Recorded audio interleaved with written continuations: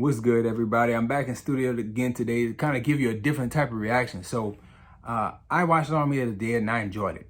But my producer said he watched Army of the Dead, he would have gave it a 7. I would have gave it a strong 7. He said I watched the pitch meeting and I dropped my score down to a 5. And I'm like, man, what was in the pitch meeting that really changed your mind that much? He said, just watch it. So I was like, you know what?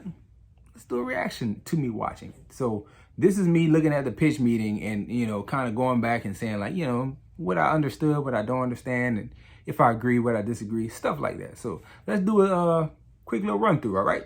This is different.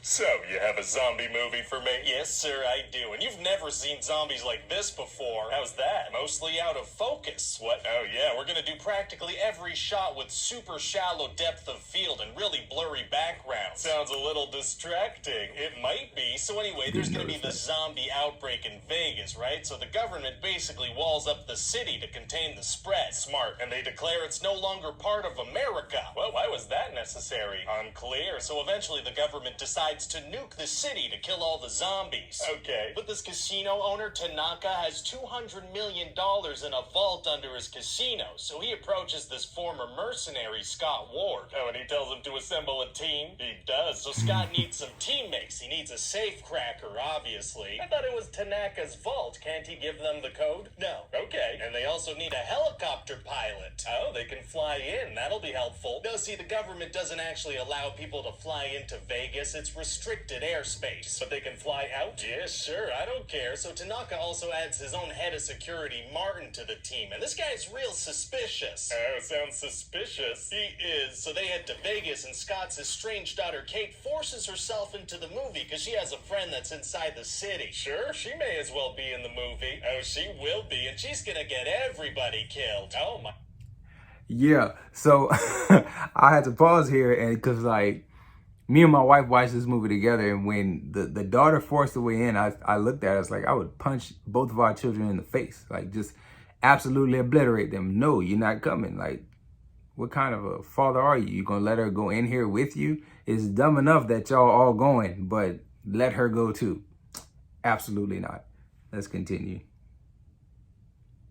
So they head into the quarantine zone and they see a zombie queen and a zombie tiger, both of which were turned by an alpha zombie. Oh, biting tigers is tight. And they're gonna stumble upon a bunch of zombies that are hibernating. Oh, zombies hibernate. Some of them do, sir, because as I was writing this movie, I was like, hey, what if zombies did everything? Interesting. You were talking strong zombies, fast zombies, martial arts zombies, dumb zombies. Okay. Robot zombies. What? Yeah, a couple of the zombies will be robots with glowing blue eyes. It's gonna look very cool. What's going on there? It's gonna look very cool. They're robot zombies. Why are some of the zombies robots? It's gonna look great. Okay. Oh, we're also gonna mention that a bunch of these zombies got dried out in the sun, but they come back to life when it rains. Oh, a very cool concept. I bet that's gonna come into play later. It won't. Oh, and we're gonna have this guy Vandero keep bringing up this saw that he loves to use. Oh, probably gonna be a crazy scene of him using that later, huh? No. Ah, there won't be. No. All right. Yeah, okay, so I had to pause again. The blue eyes thing, I don't think was robotic. There was something else to do because I know he's gonna address it later, and I didn't talk about it in my review because I didn't want to do a spoiler review. But when he brings it up, I'll pause and give you the thoughts that we had, me and my wife, as we watched the movie. Like the famous Chekhov's gun writing advice, right? If in the first act you show a gun on the wall, then in the second act, just kind of have a good time. That's not how that goes. Anyway, so eventually this girl Chambers tells Martin, hey, I know you're up to something, dude. Right. So then Martin locks her in a room with some zombies, but she manages to jump through a window near the group. Oh, so they rescue her? No, nobody does anything to help her, despite her being just a few feet away from them. They just watch her get killed. But she must yell something about Martin before getting killed. She doesn't know, but her friend Mikey accuses Martin. He's like, you clearly had something to do with this. Does Mikey do anything about it? He doesn't know. They're not going to talk about it again. Was everybody in the group just not suspicious of Martin or something? No, they definitely were. Some of them even discussed how it might be best if this guy dies. So, Okay. And so eventually this guy is gonna cut the head off of the queen zombie. Oh, why does he do that? Well, he reveals that this entire mission was actually about getting this zombie head. His boss doesn't actually care about the money. This is worth more. Well, why didn't Tanaka just hire people to do that? Why plan a fake heist? So the movie can happen. Oh, okay, gotcha. So I guess this guy takes off with the head. No, he goes back to the heist even though they were standing right next to where they entered the quarantine zone. Oh. Okay, so I felt that same way too, but I also 100% feel the writer here. Like, if they do the straightforward plan, then we don't have a movie.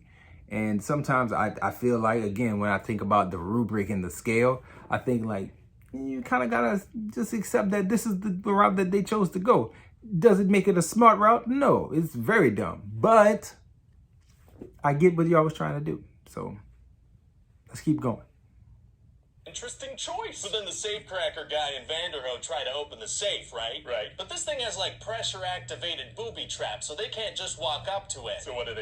Well, they start trying to trick a zombie into activating the traps, but it's hard to do because zombies are dumb and they keep turning towards them. Can't they just throw a dead zombie or a dead zombie limb? Probably, but they're not gonna do that. Instead, they're gonna microwave a zombie hand and use that to trick a zombie into going to eat it. What do you mean? Well, the idea is that zombies are attracted to warm flesh. Doesn't that mean that all the zombies outside in the scorching hot Las Vegas sun would constantly be trying to eat each other? I don't know. Fair enough. So anyway, That's too much eventually thinking. they get the That's safe too much open, thinking. and there's $200 million in $100 bills, just stacks of cash. Oh, I feel like that probably weighs thousands of pounds. Yeah, probably. So how do they plan on getting literal tons of cash and themselves on a single helicopter out of the city in one shot? Well, they brought backpacks. That'll do it. And then they also find out that the nuke has been pushed forward by a day, so they have like an hour to get out of the city. Oh no. So then this girl Maria decides that this is a good time to stop everything and talk to Scott about her feelings. Oh, can't that wait 45 minutes? Yeah, well, she's actually about to die, so we kind of have to make people care about the death scene that's about to happen. Maybe you should set that up before this scene. Maybe, but I'm not gonna. Well, okay then. And Scott's daughter, she takes off. Well, why? A bomb is about to level the city. Well, she wants to go save her friend in a super far away building. Okay, even if she finds her friend and even if her friend is alive, what's the plan to get out of the city without the helicopter? Unclear. Huh. So then Scott and the pilot take off in the helicopter across the city to try and rescue her and her friend, who she somehow did manage to find. Okay. And the alpha zombie, he's watching them fly away from the helipad, and he's very angry. He wants to kill them very much. Well, it's gonna be hard for him to catch up with a helicopter. Actually, it's gonna be super easy. Barely an inconvenience. Oh, really? Yes. Yeah. He has a zombie horse. So he gets down from the top of a building onto a horse across the city and up another building in the same time it took them to fly a helicopter. He does, yeah. So then they fly away again, but the Alpha jumps on board and the nuclear bomb explodes. Oh, wow.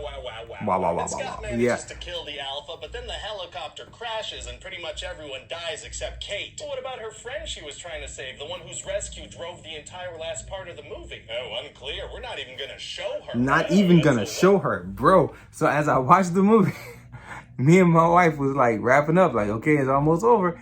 And I was like, they didn't even show this Gita character. I was like, did she make it? Don't know. Very unclear. That's what I thought when I watched the when I was watching the movie. I was thinking to myself, like, y'all spent all this time trying to find this woman, and we're not even gonna show her. We're not even gonna show if she made it or not.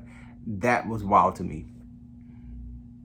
Frustrating. So then after the blast, that guy Vanderoe gets out of the safe, which that safecracker guy had pushed him into to save him. Okay. And he just kind of walks out of the burning city and through the desert. What about Fallout? I mean, yeah, that's a pretty good game, I guess. Not really relevant here. That's not. And so he gets on a plane and he realizes he's been bitten. What? How long is it taking him to turn? I know, right? Oh, and also we're gonna play that song Zombie from the Cranberries. Ooh, wasn't that song written in response to a tragedy where some children were killed? Well, that's a good point, but counterpoint, it has the word zombie in it. Well, yeah, no, that is a good point too. And so that's about it. What do you think? It sounds like mindless zombie fun. I'm just really stuck on that robot thing. What's going on there? We're really not going to explain that? Well, see, here's the thing. I was thinking maybe we could expand on that in another project. Maybe several projects. Cinematic universe? Cinematic universe, sir. Oh man, you said the magic words. Let's do it.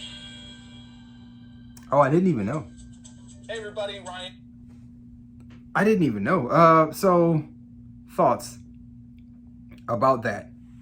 I thought he would address the pregnant zombie. Like, what the hell was that? When I watched the movie, I thought to myself, like, is there like, how? Me and my wife saw I think the glowing blue eyes had something to do with the pregnant zombie. And honestly, my only thought in all of that was, like, what are we doing here? Like, what the hell is going on with a pregnant zombie? I thought that he, in the pitch meeting, would talk about that. Also had no idea about any planned universe type of stuff. The fact, like, how can the guy from Power, I forget his name, his real name, the safe shouldn't even exist. It was a nuke. Like, it was a nuke dropped on the city, bro. The safe should be gone. And if by some chance he survived in there and it cracked it to the point where he could get out, he should have melted. It's a nuclear bomb. Like, he should not have been able to walk out of the city and walk through the desert and find a house, find a car, pay to get on a plane and all that before turning. Like, he should have turned in the safe and, like, zombie body crawled out, and that was it. Like, that would have been better than having him get on a plane and go to Mexico. That's weird. I thought the pitch meeting would address some of those things. And again, with all those things still being present, I still say it's a 7. I still say, like, I enjoyed it. I enjoyed it still. It makes no sense sometimes, but again, the title is Army of the Dead. I didn't expect Shakespeare. I kind of got what I expected, some mindless fun. I still have questions about zombie pregnancy. I still have questions about why my guy didn't melt as soon as he came out of the safe from radiation. And why did it take him something like 16 hours to turn? And what the hell happened to Gita? Like, the whole back half of the movie was driven by Gita. And Gita flew out the plane. We don't know what happened to her. So, I don't know. Again, all that stuff present, still don't feel like it knocked off points for me. It was a 7, and it was fun. I enjoyed it. Did you enjoy this? I'll react to more things. If you did, please leave comments, and enjoy yourself, guard your heart. Come back and check out more things.